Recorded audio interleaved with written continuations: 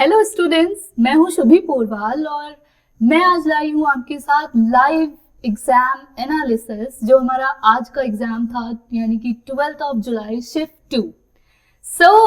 पहले मैं बात करना चाहूंगी आपसे पेपर 1, हाँ जी, जनरल पेपर 1 के बारे में, जो कि काफ़ी ज़्यादा स्टूडेंट्स में रहता है कि क्लियर करना है एग्जाम। और देयर आर फ्यू स्टूडेंट्स जो कि सिर्फ जनरल पेपर 1 की वजह से एग्जाम क्रैक नहीं कर पाते हैं, बिकॉज यूजीसी नेट का जो एलिजिबिलिटी क्राइटेरिया है उसमें जो आपका जनरल पेपर 1 होता है उसका मिनिमम एलिजिबिलिटी होता है कि आपको 40 मार्क्स लाने ही लाने हैं, यानी कि 40% आपके जनरल पेपर 1 से होना चाहिए, राइट। सो नॉर्मली लोगों में डिलेमा होता है कि जनरल पेपर 1 में लोग रह जाते हैं, स्टूडेंट्स रह जाते हैं, बिकॉज नॉर्मली जो पेपर 2 होता है उनका वो बेस होता है, लाइक वो मास्टर्स में उन्होंने पढ़ा होता है, बैचलर्स में उन्होंने पढ़ा होता है and all of these things.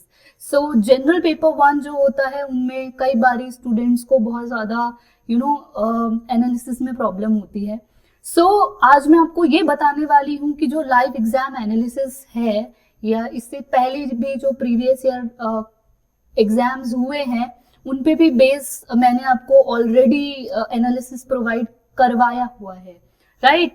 इस बार मैं जनरल पेपर 1 की अगर बात करूं तो जो एग्जाम था वो आपका बहुत इजी था। इस बार का जनरल पेपर 1 मैं मॉडरेट भी नहीं बोलूंगी, बहुत ज्यादा इजी था, बिकॉज इससे पहले जो हमारे 2 एग्जाम्स हुए थे, एचआरएम हुआ था और लाइब्रेरी एंड इंफॉर्मेशन साइंसेस हुआ था, उसमें भी मैंने आपको बताया था कि जो एग्जाम था वो इजी टू मॉडरेट था, राइट।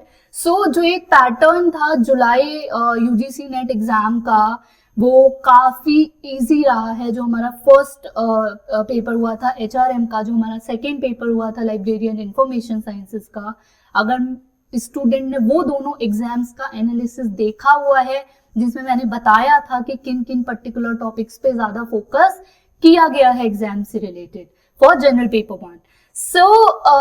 अभी का जो एग्जाम है वो बिल्कुल उसी बेस पर था जो मैं पहले डिस्कस कर चुकी हूँ आप लोगों के साथ, जो कि मैं वापस से डिस्कस करने वाली हूँ, ठीक है। हम स्टार्ट करते हैं पेपर 1 से, जो कि हमारा बहुत ही इजी था। नाउ अगर मैं डीआई की बात करूं तो जो डीआई था उसमें से आपके रेशियो और परसेंटेज बेस के क्वेश्चंस पूछे गए थे।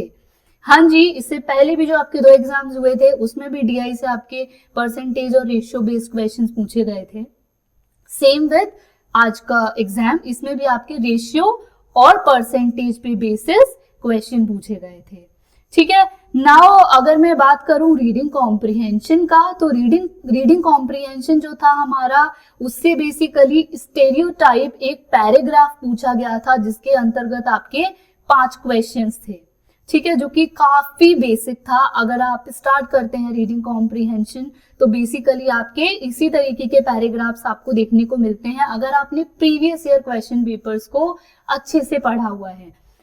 मैं आपको फिर से यही बोलूंगी कि अगर आप प्रिपरेशन कर रहे हैं, इस बार का जो 3 एग्जाम्स हुए हैं हमारे तीनों में प्रीवियस ईयर क्वेश्चन पेपर से रिलेटेड ही क्वेश्चन पूछे गए थे। मैं फिर से आपको वही बोलूंगी कि आप जितना ज्यादा कॉन्सेप्ट्स पे फोकस करेंगे, जितना ज्यादा प्रीवियस ईयर क्वेश्चन पेपर्स पर फोकस करेंगे, आपके लिए उतना ज्यादा बेनिफिशियल होगा और आप उतना इजीली एग्जाम क्रैक कर सकते हैं, स्पेशली जनरल पेपर 1, ठीक है। जैसे कि मैंने रीडिंग कॉम्प्रिहेंशन का बताया आपको कि बहुत ही स्टेरियोटाइप पैराग्राफ पूछा गया था रीडिंग कॉम्प्रिहेंशन से। नाउ मैं बात करती हूँ मैथमेटिकल रीजनिंग के बारे में।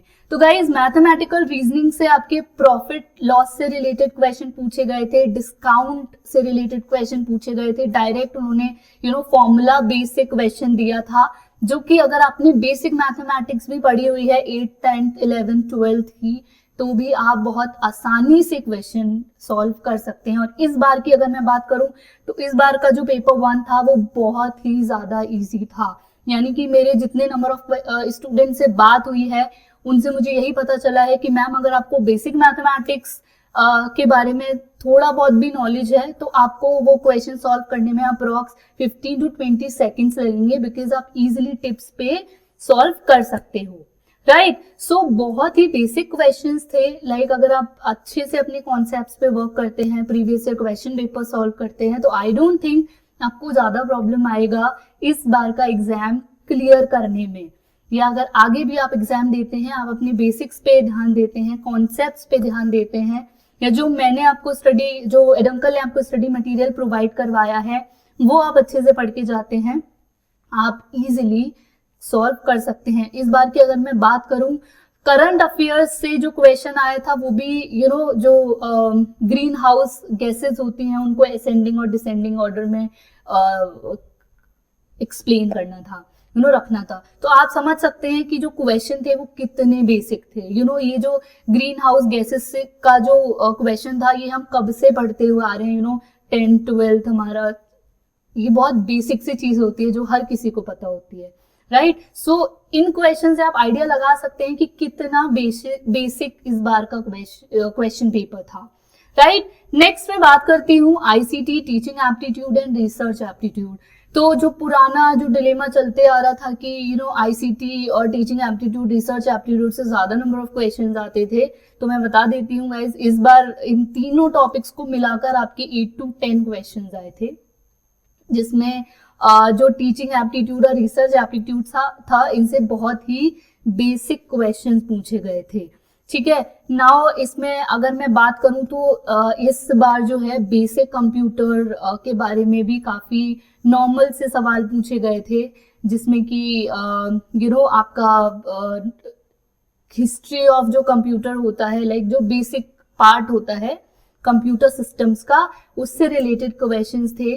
3 या 4 क्वेश्चंस आपके जो थे वो नंबर सिस्टम से रिलेटेड आए थे, हाँ जी बिल्कुल। तो इससे पहले भी जो 2 पेपर हुए थे उनमें मैंने बताया था कि नंबर सिस्टम से रिलेटेड बहुत सारे सवाल पूछे गए थे। तो इस वाले एग्जाम में भी आपके 2 से 3 अप्रोक्स क्वेश्चंस जो थे वो नंबर सिस्टम पे बेस आए थे, ठीक है। इसके अलावा उन्होंने कंप्यूटर सॉफ्टवेयर के बारे में भी एक आई थिंक बेसिक क्वेश्चन पूछा था कि बिंग जो है वो किससे रिलेटेड है, लाइक तो ऐसा कुछ क्वेश्चन था। तो this is the very very basic questions जो कि इस बार के पेपर में आए थे। तो इससे आप अंदाजा लगा सकते हैं कि इस बार का जो क्वेश्चन पेपर था, स्पेशली जनरल पेपर 1, बहुत ही ज्यादा इजी था। अगर मैं इस बार की बात को साइड में रख करके उन लोगों की बात करूं जो कि नेक्स्ट मंथ में एग्जाम देने वाले हैं, तो गाइस बिल्कुल ये मत सोचिएगा कि जो इस बार का एग्जाम, जो 3 एग्जाम्स हुए हैं वो बहुत ज्यादा इजी थे, तो आने वाला जो अगले महीने का एग्जाम है वो भी इजी होगा। बिकॉज ऑब्वियसली बीच में 1 महीना है, आप लोगों के पास भी पढ़ने का टाइम है और यूजीसी एनटीए के पास भी टाइम है उस पेपर को बनाने का, राइट। सो अकॉर्डिंगली प्रिपेयर कीजिएगा एंड जो बेसिक्स है, प्रीवियस ईयर क्वेश्चन पेपर्स हैं, जो एडंकल ने आपको टेस्ट सीरीज प्रोवाइड करी है, उनको अच्छे से सॉल्व कीजिएगा, क्योंकि हमने बहुत ही बेसिक से स्टार्ट किया हुआ है और बहुत ही कॉन्सेप्ट्स रिलेटेड चीजें वहां पर क्लियर की हुई हैं, उन पे रिलेटेड क्वेश्चंस बने हुए हैं। तो आप जितना ज्यादा सॉल्व करोगे आपके लिए उतना ज्यादा इजी हो जाएगा। नाउ रही बात पैराग्राफ्स की, तो पैराग्राफ्स जो होते हैं वो बहुत ही बेसिक होते हैं। जैसे इस बार भी उन्होंने स्टेरियोटाइप, जो रूढ़िवादिता होता है, उसके ऊपर उन्होंने पैराग्राफ दिया था, जिसके अंतर्गत उन्होंने 5 क्वेश्चंस पूछे थे। वो भी काफी बेसिक होता है। अगर आप पिछले 5 साल के क्वेश्चन पेपर्स उठा के देखोगे तो आपको बहुत अच्छे से आप एनालाइज कर सकते हो। सिमिलरली ये जो पिछले 3 एग्जाम्स हुए हैं, इनका एनालिसिस भी मैंने आपको प्रॉपर समझाया हुआ है कि किन किन टॉपिक से क्या क्या क्वेश्चंस पूछे गए थे, right. So I don't think अगर आप प्रॉपर एनालिसिस करते हैं और previous year question paper solve करते हैं, प्लस जो भी आपको जो भी कॉन्सेप्ट्स होते हैं उन पे वर्क करते हैं, तो आई डोंट थिंक कि इस बार की जो एग्जाम्स हुए हैं, आगे जो एग्जाम्स होने वाले हैं, उनमें आपके मार्क्स कम रह जाएं, राइट। सिमिलरली अगर आपको कोई भी प्रॉब्लम आता है हियर, अगर आप एनरोल्ड स्टूडेंट है, आप कनेक्ट कर सकते हैं। मैं या मेरे जैसे जो भी एक्सपर्ट्स हैं, जो भी मेंटोर्स हैं, वो बिल्कुल आपको गाइड करेंगे। We are here to guide you. और guys, if you are not an enrolled student, then why are you waiting for? You should have to be enrolled, like you have to enroll yourself and जो भी guidance हम आपको provide कराते हैं, current affairs जो provide कराते हैं, study material, test series जो प्रोवाइड कराते हैं, वो आप लोगों के लिए बहुत ज़्यादा हेल्पिंग है ना। सो अगर कोई भी प्रॉब्लम आती है आप कनेक्ट कर सकते हैं। I am always here to help you. Okay, so I think general paper 1 मैंने बहुत अच्छे से कवर किया है और पूरा कवर किया है। ठीक है, आपको कोई भी प्रॉब्लम आती है then connect with me. Thank you so much for being there and next भी आपको कोई भी क्वेश्चन रहता है तो आप प्लीज हमें बताइएगा। मैं बिल्कुल कोशिश करूंगी कि मैं आपकी प्रॉपर हेल्प कर पाऊँ। ठीक है, thank you so much and stay connected and अच्छे से पढ़ाई कीजिए। एंड अगर आपने एग्जाम दे दिया है तो फील रिलैक्स्ड। अगर आप नेक्स्ट मंथ एग्जाम देने वाले हैं तो गाइज अच्छे से तैयारी कीजिए, बिकॉज नेक्स्ट जो एग्जाम आने वाला है वो may be moderate to difficult हो सकता है। मैं आई एम नॉट सेइंग कि डिफिकल्ट ही होगा, but may be it might be moderate to difficult, because आप लोगों के पास टाइम है तो मे बी वो थोड़ा सा मॉडरेट मैं बोलूंगी हो सकता है। सो अच्छे से तैयारी कीजिएगा। कोई प्रॉब्लम आती है तो प्लीज बताइएगा। Thank you.